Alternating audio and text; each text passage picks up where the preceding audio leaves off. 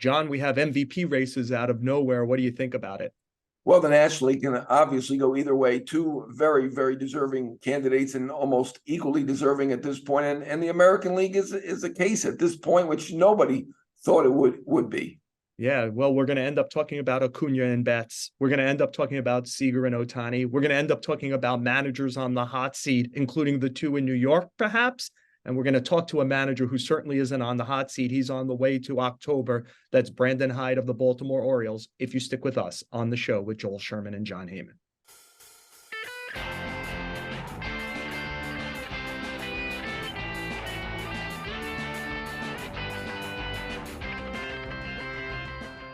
John, I think if we did this show at the midseason or maybe even August 1st, it felt a little bit like two runaways for the MVP. I certainly in the American League, no one thought that anyone would overtake Shohei Ohtani.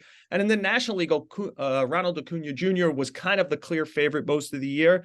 And with a couple of weeks left in the season, I think that's become cloudier because of Mookie Betts and Corey Seager. Why don't we start in the National League? That's the one that's gotten actually the most conversation. Where do you think things stand right now? To me, it's a coin flip. I've gone back and forth. So, I was with Acuna, as everybody was. Then Betts' stats were better a month ago, and I wrote Betts should be the MVP. At this moment, if I have a vote and I don't, I would probably have to go with Acuna just on the narrative that, the Braves have been a little bit better than the Dodgers. The Dodgers have been great too, but they ran away with it. He was fantastic when they were clinching it, which was early in my mind, forgetting the math to it. They scored so many runs in that first inning, the most in 2 decades, and he's the main reason for that. Statistically, that's a dead heat. The case can be made for Betts, though. I mean, he plays shortstop occasionally and second base. So, certainly if somebody wants to tell me it's Betts, I'm fine with it. But if I had to pick right now, I'm going back to Acuna. John, I'm with you. I think it's a flip of the coin. And you mentioned one of the things, and I thought there'd be a greater separation here. Acuna feels like the jet engine of a team that dominates the first inning. So I went and looked at the stats. So the Braves lead the major leagues in first inning runs at 136. The Dodgers are second at 112. Do you know that Betts actually has better statistics in the first inning than Acuna? And by the way, Acuna has great stats in the first inning. He's got 1,048 OPS. Betts has 1,121. But that's everything. We're splitting hairs. We're trying to find reasons to split hairs. It feels to be tough that somebody who would have like a 40 homer, 70 steal season for the best team in a league wouldn't win the MVP. I think he's the guy. And yet you hit on what really moves me, John. I think both of us are quote unquote old-fashioned voters who think about value. And one of the Dodger problems this year, was in the middle infield. They lost Gavin Lux in spring training. He was going to play shortstop.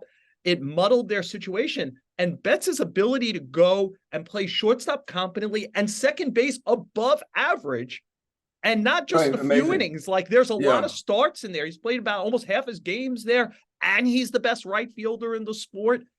It is a coin flip for me. I think I'm with you right now that Acuna is the leader, but it is by hairs, not by a lot. I mean, Betts is amazing. To be able to play shortstop when you're a great right fielder, incredible. The stats are basically equal. I think it might just be that historical thing, the nod to it, even though he might not get to 40, 70.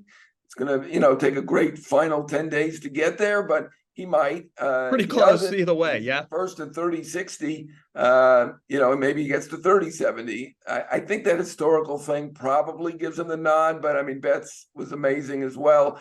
And look, we're leaving out Freeman and Olsen, who in a normal year, they'd be the MVP. Bellinger's been spectacular. He's fifth at this point, obviously.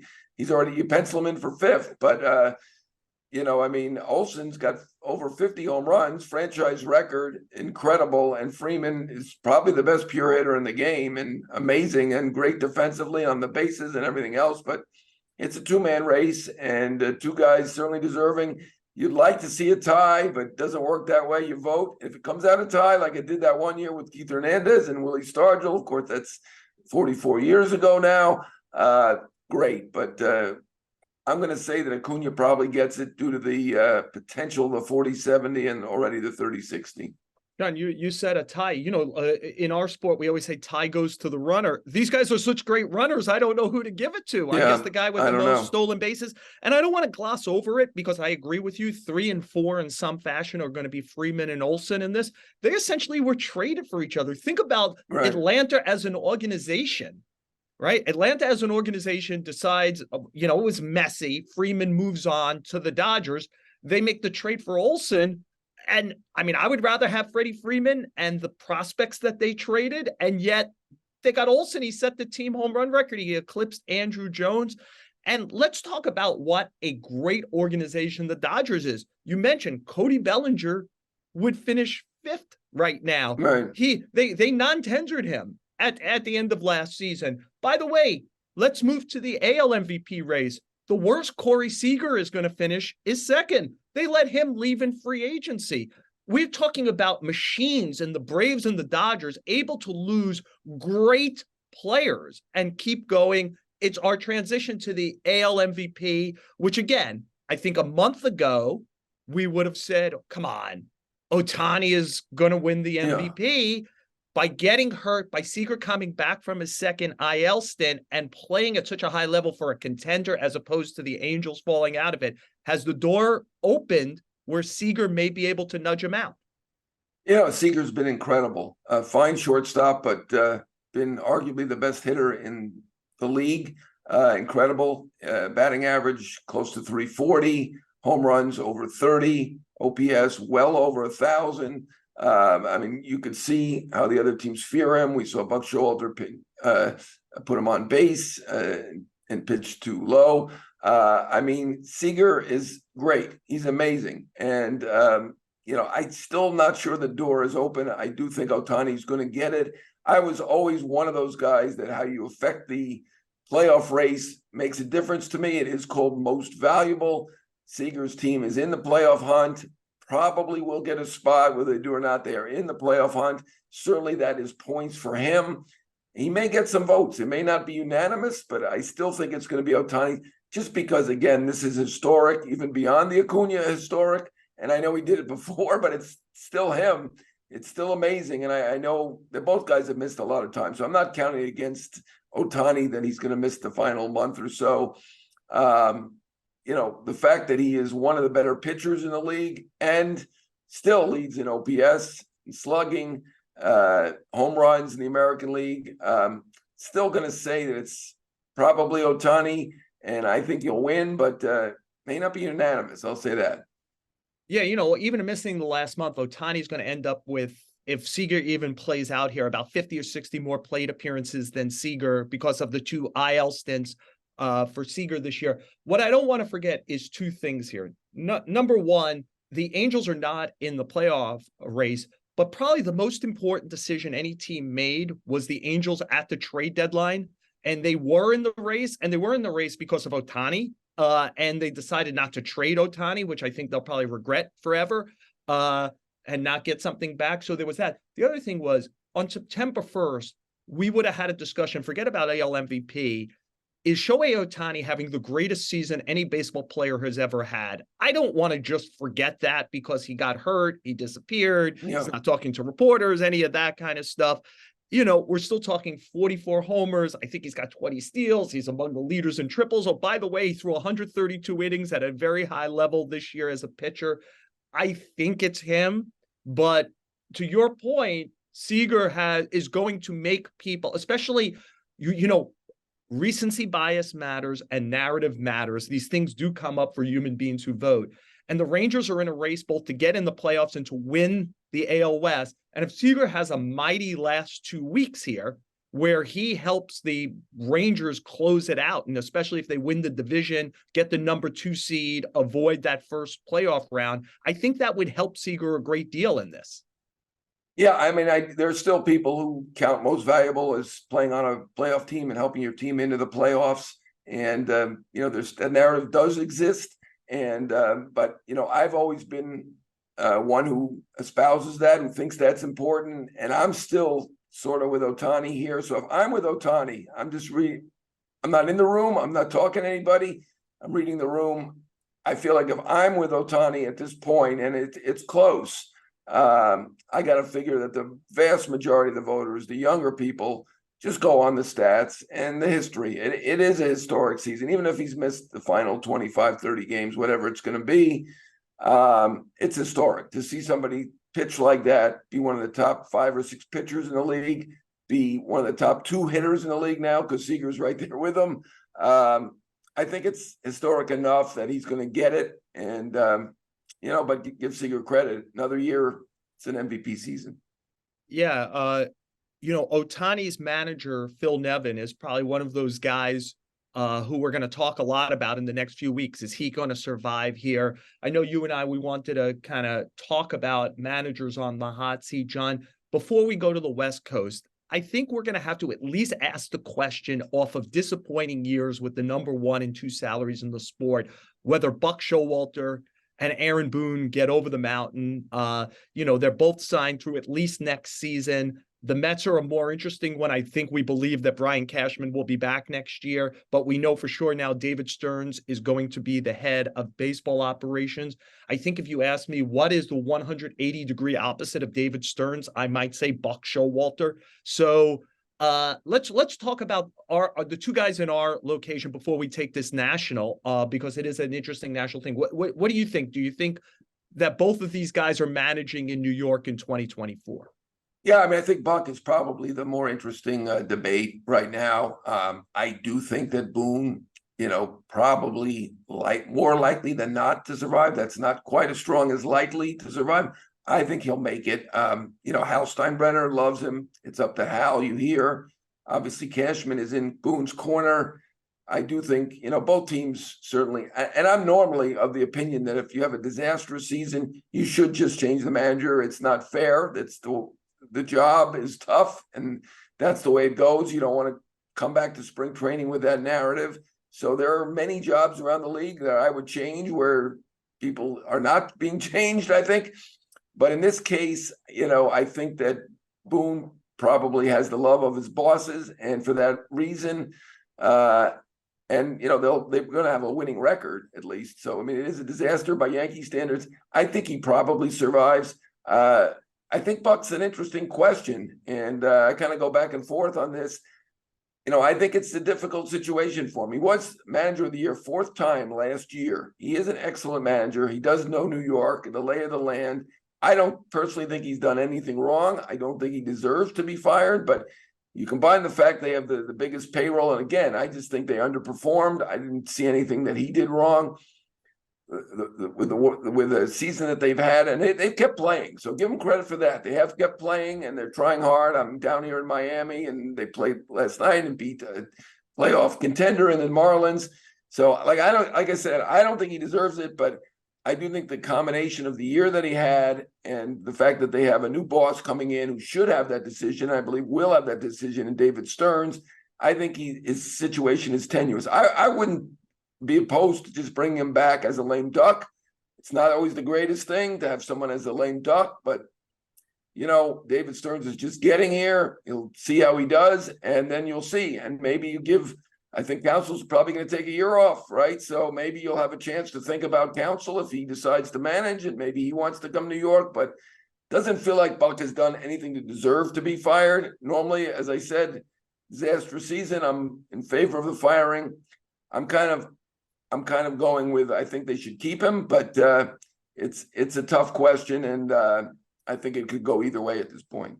Look, one of the guys who I think we both think has a very small chance of coming back next year is Bob Melvin in San Diego. And the one thing I'll give credit for, at least to date, so far for the 2 New York managers, we're getting a lot of reporting out of San Diego about what a toxic situation exists there. AJ Preller and Melvin, their clubhouse, etc. The 2 New York managers have held these teams together, kept them playing hard to the end. The Yankees might actually even finish over 500 again. I know that's small potatoes to their fan base, which is kind of generally championship and bust. I think I'm with you. the owner of the Yankees likes the manager a great deal. I think the only way that Buck survives, John, is if in conversations between David Stearns and Steve Cohen to settle this job for him to become president of baseball operations, Steve Cohen said in some way, look, you've got a lot of work to do here. This guy is signed for one more year. He doesn't know how to manage a major league team. He does know how to do New York. Why don't we see this? And if it all goes great, you get a year to watch him, see if you get along with him. And if it goes poorly, there's an obvious fall guy here, and you get your guy starting for 2025. Because again, I just don't see I obviously know Buck Showalter a lot better than I know David Stern. But what I know of David Stern, it doesn't feel like that would be the marriage that I would say is really like fits seamlessly together. So I wonder about them. I mentioned Melvin. Obviously, Tito Francona is going to retire at the end of the season. Cleveland's going to be open. I think that the Milwaukee job is going to be open, to your point, because Craig Counsell is either going to take a year off. You know, his children are to high school, to college. He wants to see them play ball a little more and grow a little more. So I think that job's going to be open. Whether does Counsell close a job someplace else or not? Where LA I mentioned, San Diego I mentioned. Where else do you think there's a possibility? Yeah, I mean, I think you covered the possibilities. I think St. Louis, they've said that they're going to keep Marmol, right? Yeah. So obviously they did not have a good year. Washington said they'll keep Davey Martinez, right? He's already got an extension, right? So Lovello got extended. White Sox, the White Sox, Grifol, obviously it was a disastrous first year in Chicago, but they hired from within for the GM. He certainly was part of the hiring process for the manager. It's going to be tough for him to fire the manager. So White Sox looks like Grifol will stay. St. Louis stay. Nevin is a question. I mean, I think he was kind of held over because they were selling the team and they didn't want any disruption. And then we'll see what the new owner is going to do. I don't think this is his fault. He didn't do anything wrong. I do think they like him. So I wouldn't rule out that he's staying, but he's certainly in jeopardy. Melvin, I think the owner loves him, but I do think there's something going on there. And he's a great manager. I mean, he's been a terrific manager everywhere he's been. In fact, I thought the Mets should hire him when they hired Collins. Not that Collins didn't work out. And the Mets tried to get him before they ended up with Showalter, right? He wanted to stay on the West Coast, stay in Arizona for spring training, but something went wrong there in San Diego. They lost all those one-run games historically, all those extra inning games historically. Something's wrong in that clubhouse. Now, he may have had a tougher assignment. I don't think New York superstars are get-along guys, right? I mean, you've got Lindor, Alonso, Judge, Rizzo, all great in the clubhouse. San Diego, there's something going on in that mix that's not working. And we've seen the stories come out now. There's certainly some egos going on there. You hear that Machado and Tatis do not get along. That's a bad formula. Now, is that Melvin's fault? I would say probably not. But, oftentimes the manager takes the hit for something like that. And, he's a guy who's going to be able to get another job anyway. So maybe that just wasn't the right spot for him for whatever reason. The one thing I would add is Bud Black did an extension, I believe, in spring training. He kind of does these one-year extensions. I do wonder about his ties to Cleveland and if he gets out of the Colorado thing and ends up being Francona's replacement in Cleveland. Just a thought there. All right. I hadn't thought of that. We'll see. I mean, Colorado obviously is a team that doesn't change managers very often. So change anything very often, including losing. So I think he's probably just staying in Colorado, but and Cleveland will come up with somebody good, as they always do. Whoever thought that Francona was going to go to Cleveland? Nobody, right? And they've won more games than probably anybody other than the Yankees, the Astros, and the Dodgers. Maybe one or two other Braves, maybe one or two other teams in that time. Braves, Rays, yeah, they're in that group there. Fantastic job by them, and I'm sure they'll get somebody good, somebody young, and I would predict somebody we haven't even thought about. Yeah, well, on the subject of fantastic managing jobs, Brandon Hyde finished second for AL Manager of the Year last year. My strong suspicion is he'll finish first this year, but before he does that, he'll be joining us on the show with Joel Sherman and Jon Heyman.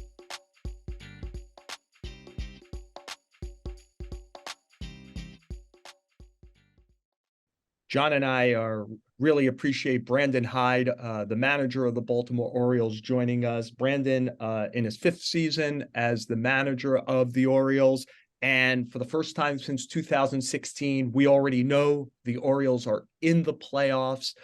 So congratulations on that, especially from where the team had been earlier in your tenure. And I wonder if that's a place to start with this. People are you a year early? You obviously had begun to make turnarounds last year. Where do you think this team is at on what clearly seems like a positive arc for years? Yeah, well, I mean, it's 5 years, and the team wasn't very good in 18 either. And we weren't here at that time. I was in Chicago at that time, but that's when they had a bunch of talented players that they started trading off. And, we got here in 19, and the team was an unusual team. I mean, especially in the division, especially the way the AL East was, that season. It was just a tough team to compete with, and the guys did our best. We played our hardest. Just didn't have the talent to, honestly, or the pitching to compete in the division. And then 2020 was a weird year, obviously, in a lot of ways. And then 21, it was just we just weren't ready still. I mean, we couldn't pitch. We couldn't pitch to the teams in our division. And last year we took a huge step forward. What we hit on was a lot of waiver wire bullpen arms that were able to pitch in the division. Bautista came out of nowhere. He was in our minor leagues, but we didn't know if he was going to throw a strike. But we hit on guys like, honestly, Jorge Lopez, who made the All-Star team. Brian Baker, CNL Perez. These guys that were waiver wire claims were able to pitch to the back end of games. And then you bring Rutschman, and obviously that's a huge difference maker there. Is going to be a great player in this league for a long time, with the maturity of some guys that had been there, gone through some really lean years, but were talented players, and Cedric Mullins, Ryan Mountcastle, Santander, Hayes. So these type of guys that that had kind of wore the really tough nights for a few years were able to start having some success, team success, and feeding off it, and coming to the park now trying, thinking they're going to win games. So a lot happened. I'm really proud of our team. We lost 110 games 2 years ago. And to have this kind of turnaround, I think is incredibly unique and incredibly special. And I think maybe we are a little quicker than people thought. You mentioned it, 110 losses, and congratulations. What a fantastic year to win the best division. I mean, most of us are shocked. We still didn't see this year coming. You guys were over 500 last year. You played your hearts out after the trade deadline, even though we traded the closer, kept going. But to go from 83 wins to this, are you a little bit shocked? I don't know if I'm shocked. I said this in the media the other day. We won 83 games last year. At this time last year, we were still fighting for a wild card. So we were playing meaningful games in September last year with a lot of the some of the same guys, as well as some, young starters and Kyle Bradish, Dean Kramer, these guys that were in the rotation the last year. Am I surprised? I felt like our team was a little disrespected, honestly, going into this year. I thought people thought that, and I knew people thought that we were going to regress. I thought that, all the analytical, smart people thought that we were going to go back, take a step back and win 70-something games. That was the projection or prediction or whatever. I didn't read a publication. I didn't read any article where we were going to finish in the top 3 at all. It was all 4th or 5th. So I wanted our guys to feel, hey, that people didn't believe what you did last year. And I think they took that to heart and just kept going. And so we're here where we're here. And right now, I mean, I think it's a really good club. And I thought it was a good club at the end of the year last year. You brought up this name a little earlier when you were talking about what went right last year, and it was Felix Bautista. And clearly, going into the playoffs, a month ago, we would have said, what, one of the strengths of the Orioles will be in the playoffs is Cano and Bautista for the last 6 outs. I know Bautista threw the ball about 20-25 times the other day. He's not yet going for surgery for a tear in his UCL. Can you update us where he is and what's your expectation if you'll actually have your closer in October? Yeah, I don't want to go in with any expectation because I have no idea how he's going to continue to progress, and we're running out of time a little bit. But he did throw off the mound for the first time 2 days ago. He's going to throw off the mound again tomorrow, I think. And we're just seeing how he responds or recovers from it. Obviously, I'm keeping my fingers crossed that we might get Felix Bautista back, but I don't want to put all of our eggs in that basket because I don't know if it's going to happen or not. And is it realistic? I'm not really sure, honestly. It's, for me, it would be an amazing story, and I love the guy. The guy's the greatest person on the planet, and he's a team guy, and everybody loves him. So you want him to be with us, but I just don't know if it's going to happen or not. Brandon, you mentioned that all the smart analytical guys didn't have you in the top three. Even us dumb old guys didn't have you in the top three either. So it was nice to leave me out of that, but we didn't think so either. I want to ask you about that rotation. That was my question going in. I knew you added Gibson, which was a nice plus, solid guy who's going to certainly help the other guys and pitch decently for you guys. But at this point, at least from a distance, it looks like Bradish and Rodriguez have been your top two guys, and you've got Kramer as well, who's been pretty good. Flaherty has not pitched like he did in St. Louis. He's been up and down a little bit. Where do you stand in terms of your confidence in the rotation going in, and how do you set up? I mean, it looks to me like Bradish and Rodriguez are the top two, but you certainly know better than I do, as I predicted you for, I can't remember if it was fourth or fifth. Sorry. Everybody else did too. That's okay. Okay. Don't take offense. Bradish and Grayson have the best stuff from a stuff standpoint, and they're both Grayson's rookie year, Bradish's second year. So we're really excited about both those guys going forward. And the corner that Grayson's taken since he's come back up, he's pitched like a top end starter. Bradish has pitched like a top end starter all year. So I feel really comfortable, honestly, with the stuff that we're throwing out in the postseason with those two guys. Dean Kramer's had a really nice year. If you put the body of work together, I think it's 13, 14 wins, but it's 150 innings. It's keeping us in the game almost every time out. I like the 4-pitch mix. I think he's improving. He's learning how to pitch. Thought he threw really well against Tampa just a couple days ago. So I feel good about Dean. Gibby is like kind of that veteran pitching tonight. He's kind of that veteran presence where he's got a ton of wins for us, pitched deep into games a lot of times. Kind of was that our Jordan Lyles from last year, where pick up the pieces a little bit, pick up innings where we thought we needed. So I've been excited about Gibby too. He's such an ultimate team guy. So I feel good about it. If Jack hasn't pitched as well as he had hoped when we got here, he pitched great the first game in Toronto. But, in postseason, you can do a lot of different things. You can put guys in the bullpen. It's either shortened series, so you can be a little bit creative. So we'll see where we finish.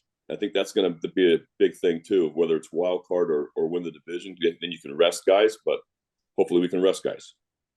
Just to put a finer point, you mentioned Grayson Rodriguez since he returned from the minor leagues. 11 starts, 2.59 ERA. He's pitched like the AC was projected to be as one of the top prospects. It's a reminder of how much you have gotten from your farm system. You mentioned the 10 pole last year when Rutschman came up, Gunnar Henderson. One of the people, we had Matt Holliday on our show a few weeks ago, and we were talking about his son, Jackson. And Mike Elias, your boss, had left it open that maybe he could make it all the way at age 19. Obviously, he's probably the best prospect in the sport. Take us through the decision, how tough it was, what went into it to decide, hey, we brought up a lot of guys. Let's wait with him. I think that it was, have you ever seen a kid be 19 and go all through every step in the minor leagues into the big leagues his first full season? I've never seen it. I've never seen a kid get the AAA in this situation. So to do what he's done is amazing. And he's incredibly talented. And I loved, we spent a lot of time together in spring training. I didn't send him out. We didn't send him out to about 4 or 5 days before we broke, just because, this is his first major league camp out of high school, just because I liked watching him play the last 3 or 4 innings of every single game. I told Mike, hey, I'll get this guy at bats. Let him take ground balls with our major league guys as long as we can, because I think the experience he's getting up here is going to be invaluable. And also he can handle it. The bloodlines are there. They're real. He's not overwhelmed by anything. So he's been in discussions all year about a lot of things, but I don't know if it was realistic to bring him up. We got a really pretty talented infield group also. So Yeah. Right. So Jordan Westberg and Ramon Urias, and Adam Frazier and Jorge Mateo, these guys have done a great job all year, been really consistent for us. So right now we're going with the guys that we have, the guys that got us here, but I'm really excited about Jackson moving forward. You had a very exciting victory and then celebration in your Tampa series, extra innings, Rutschman with a home run and tying the game a couple of times. I want to ask you, why did you decide to have O'Hearn bunt, and why did you think that he could do a sacrifice bunt? And he did successfully. Just because, a few things. One is I do believe in the bunt when in certain situations. I do believe in the bunt to tie or take the lead, put pressure on defense, make them play the infield in, maybe put them in positions if things line up behind that hitter. And there's a lot of scenarios. But in this type of scenario, Ryan O'Hearn has not faced many left-handed pitchers this year. And I had Mountcastle to kind of platoon in that situation, or usually I would hit for against the lefty. Now also they're bringing in Jake Diekman. That's not an easy left-on-left guy to hit. And so just kind of where we were in the lineup, I felt like we needed to get this runner to third base in any way possible, put the pressure on Tampa, make them play the infield in, make them play the outfield, obviously extremely shallow. It's not an easy left-on-left matchup for O'Hearn. So I just went to him when we got off the field, and I just said to him, I got a tough assignment for you. They're bringing in Diekman. Can you lay down and bunt? And he said, I haven't bunted in 5 years. and I said, well, I thought about it for a second, and I said, he goes, but I'll do it and I'll get it down. I said, well, let's take a look at it on the first pitch. And honestly, if it looked like a kid, the guy that hadn't ever bunted before, I was going to take it off and try to just have him see if he can make contact. But first pitch slider, he put his nose down right in it and got the bunt down to allow us to get a sac fly. So it shows you the team player he is. Then he goes and gets 5 hits last night. So he's a good player. Yeah, it speaks to a little bit of the magic of your season. Finding a guy, O'Hearn had been a journeyman, has had a spectacular year, which brings us to someone else on your roster who John and I know well, which is Aaron Hicks, who essentially got booed out of New York. Yep. He's released May 26th. You guys signed him the 30th. He plays his first game on the 31st. And I always think, Brandon, value is about timeliness. He shows up in a moment where Cedric Mullins on your IL, and he helps you bridge that period. And I'll say this, I know he's had 2 IL stints. He has an 838 OPS for you since May 31st when he joined you. Would you like the list of Yankees who have over an 838 OPS since May 31st?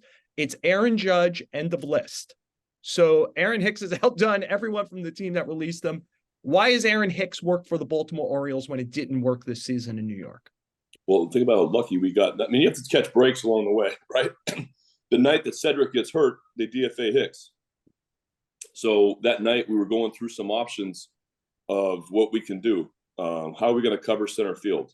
What are we going to do with our outfield? Well, at that time also, one of our top prospects in the minor leagues outfield, Colton Cowser, was hurt.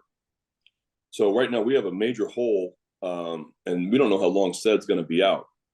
Well, I'd obviously seen Hicksy play for the last 4 years in New York, and I knew very well of the positives and negatives that were coming out of that whole situation.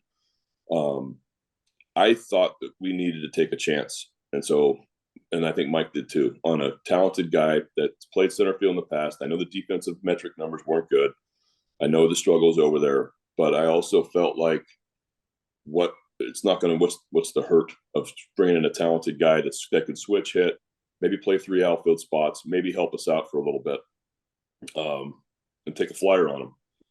Well, we did, and he's got an 830 OPS and played great defense for us. So he covered us up. He played really well when Ced was out in center field too.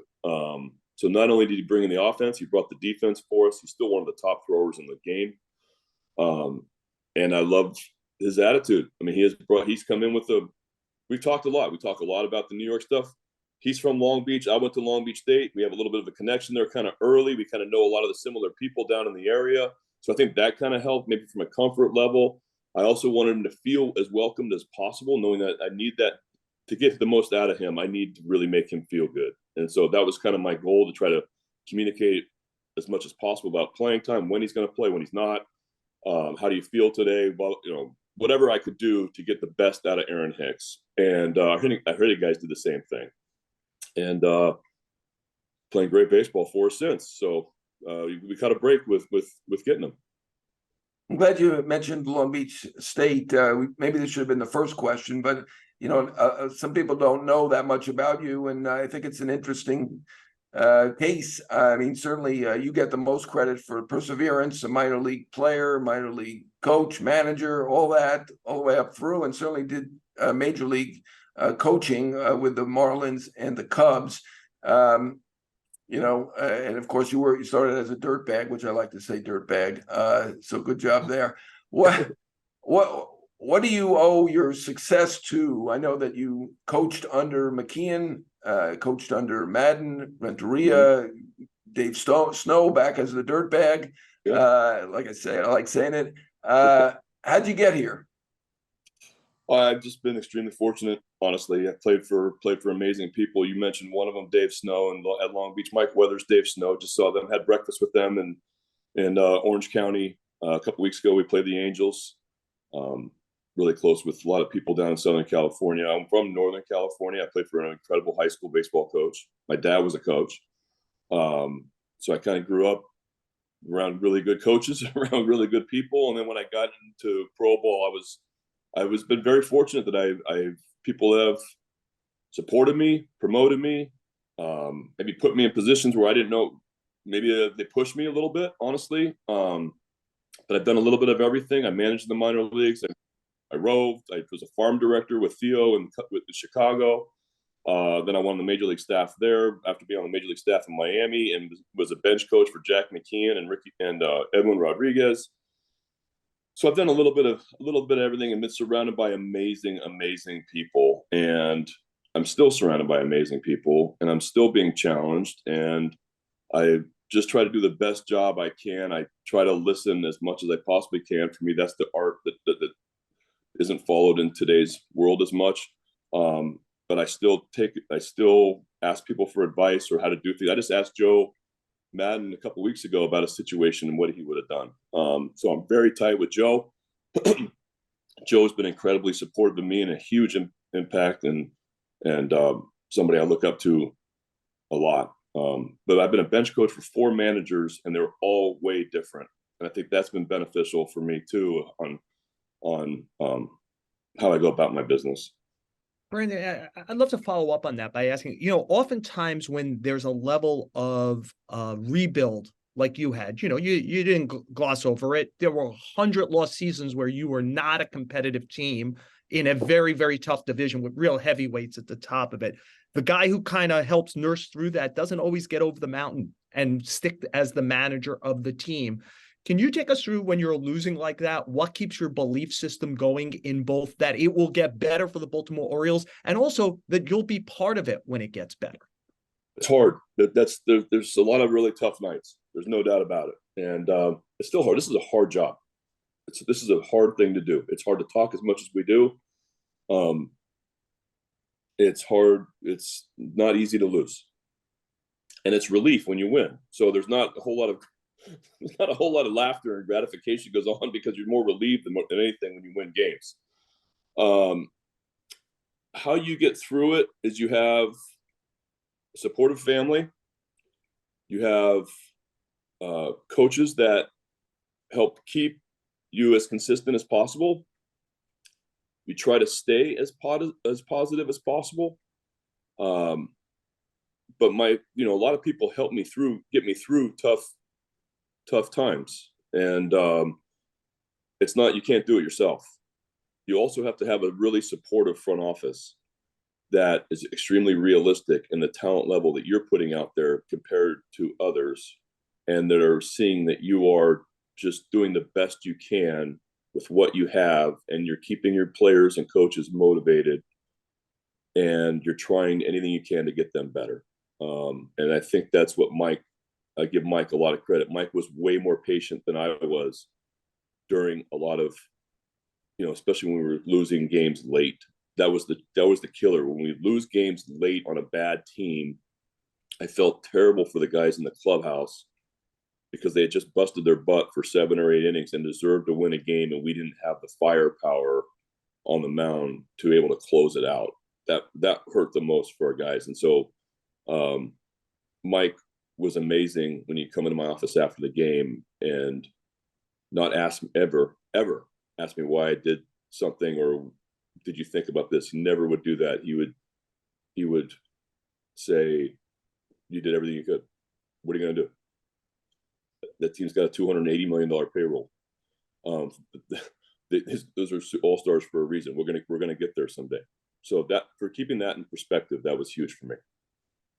I mean, you guys have a lot of great young players, a great future. The feels like the Braves and the Dodgers are getting more publicity nationally. Of course, we were completely wrong to begin with about your team. Is it imperative you win this division? You've got a couple game lead now as we do this, and I think you have the tiebreaker as well. And do you feel confident that with this young pitching staff that you guys can pull this off in terms of the World Series?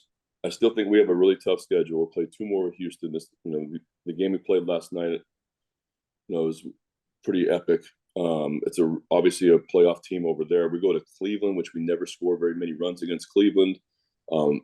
They can really pitch. They have Jose Ramirez. I think that's gonna be all. Tito's idol of mine and somebody I look up to very much. And so they're very, very hard to beat. And we have Boston. We play the Nationals, and the Nationals are, Davey's one of my good friends. That's a young team playing their butts off with nothing to lose. I think it's still a tough schedule along the way. And then I don't think Tampa's going to lose many games. I just the pitching is too good. It's just such a good team over there that we have to play well to really win this division. It is important because of the days off postseason, after the season's over. So hopefully we can continue to play well the rest of the way and hold off Tampa. Yeah, I don't want to bury the lead, Brandon. I believe you turned 50 on October 3rd, which is the day the playoffs begin, and you get to avoid and just celebrate your birthday. That would be a good gift, right? If you hold on to the number 1 seed and you're home and not playing baseball on your birthday. So I'll ask a question, because you mentioned like Joe Madden along the way. The Cubs were a team to some degree put together like your current group. It went through a lot of losing, brought up incredibly talented young position players, and won a championship quickly. The question that will be asked about you going into the postseason, can a team this young do this? I thought it was very encouraging that the day after you clinched, where you could have kind of laid down, you have this stirring comeback against Houston. I think it probably says something about the maturity of your team. Is your team too young to win, or are you the Cubs and can go right through this because it's so talented? I think we're talented. I honestly do. I mean, we did what we did 2 nights ago, and then we were going to face Verlander the next day in Houston, and gave them everything we had. And our bats were really good. If we can pitch down the stretch, we can pitch in the postseason, I feel really good about our club. And I don't see why we can't, honestly. I think that we've measured ourselves against every team so far this season, and we've played well against everybody. And there's a lot of really, really good teams out there. Obviously, postseason, you have to catch some breaks. And, we caught breaks in 16 when we won the World Series. There's a lot of breaks we caught, and still won 7 games. So, anything can happen when you get there. I want us to get there and I want us to finish the season strong before that. Well, the season to date, with less than 2 weeks left, you've done a great job here. I mean, it can't be said enough. You mentioned you've lost over 100 games 2 years ago, and here you are now. We got a hint of it last year. You're going to the playoffs for the first time since 2016. You're not going to acknowledge it. I expect you're going to go from second to first in the Manager of the Year voting this year, and well-deserved. And we'll wish you a happy early birthday, and thank you for joining us on the show with Joel Sherman and Jon Heyman, Brandon Hyde. Thank you so much for having me. We thank Brandon Hyde for joining us, John, and we do what we always do with the close of the show. Hit or error this week? I'm going to go with a hit. I'm in a good mood this week. I'm going to say the Dodgers are a hit, winning the division 10 out of 11 years. I know people will complain that they've only won one World Series, and that was in the pandemic year, but an amazing job. They were supposed to take a step back this year, never challenged by San Francisco, San Diego, Arizona, certainly Colorado. 10 out of 11 years. And the 1 year they didn't win the division, they won 106 games. Pretty good job by the Dodgers. Yeah, and as we mentioned earlier, turning the team over. Corey Seager's an exceptional player. Cody Bellinger's an exceptional player. They moved on and kept moving up. And excellent. Trey Turner. Yeah, Trey Turner. Absolutely. Yep. Yeah. And they lost Lux, their shortstop in spring training. They are outstanding. The one I would go with, I wrote about this for Post Plus. I'm going to give a hit to the 4 durable Mets who kept playing through a bad season.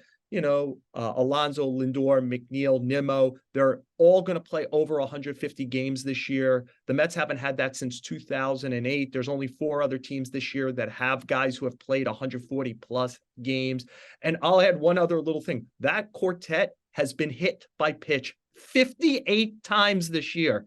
There are 12 teams right now that haven't been hit 58 times. Those 4 have been done it. Alonso is 18.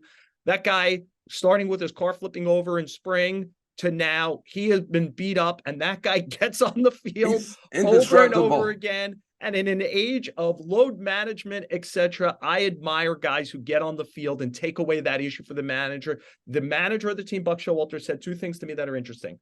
That's the 6th tool. We all know the 5 tools. The 6th tool is durability, ability to get on the field. And that getting on the field is, when people say culture, that's culture, because then everyone feels responsible to play through stuff. Right. I mean, Alonso's indestructible. Well, he was supposed to be out 6 weeks with a wrist injury. He was out 10 days. You wonder if he was playing a little bit hurt. I certainly would think so. I mean, wrist injuries I'm looking at Mike Trout. He's also supposed to be out 6 weeks. He's played 1 game in 11 weeks, and nothing against Mike Trout. But I mean, certainly is amazing that Alonso stays on the field. He is great in the clubhouse. I'll mention that again because I want to counteract that one person who said he wasn't. And he's, that rare 40 home run hitter, and the Mets need to sign him up. And I don't believe they're blowing off 2024. So that's one more thing I'll say about the Mets. Sign Alonso. Well, if you stick with us on the show with Joel Sherman and Jon Heyman, a podcast from the New York Post, I'm sure we'll be talking about Pete Alonso and the Mets a lot during the offseason. Thank you always to our producers, Jake Brown, Andrew Hart. Don't forget, this show drops on the Yes app about noon every Wednesday. Give it a view. Don't forget to rate, review, subscribe, Apple Podcasts, Spotify, wherever you listen to podcasts. And thank you, as always, for joining us on the show with Joel Sherman and Jon Heyman.